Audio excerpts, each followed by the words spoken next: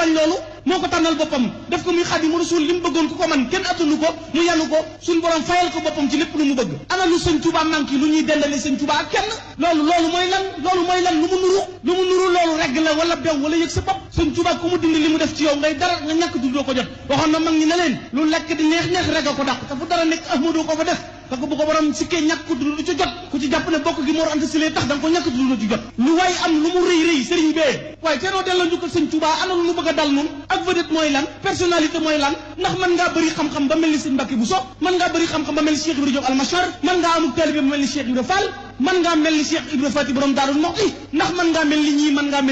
mel ni Cheikh Issa Dienne mi nga xam ne dañuy wax ne xaatal ma faqira ida jenn du karamin bil fawsi war xufraani bil xadami ndax mën ngaa yegg foofu te teewul ñu kenn loolu Cheikh Amadou Bamba radiyallahu anhu def ko na ko yàlla def sëñ Tuubaa xëy na càpp ndaay jël bopp bi jël loxo bi dar ci bopp bi naan cay man ak Ibra Fall sëñ Tuubaa lu mu ñàkk bopp murid di gis keneen ku dul moom ana lu mu doon xanaa ay nit lañ mag sëñ Tuubaa complément circonstanciel d'état la ci ñuy jàng grammaire des adjectifs qualificatifs épithète ak attribut di juger di dansant moom du verbe être sax nga mën naan été nekkoon na muy kaana déedéet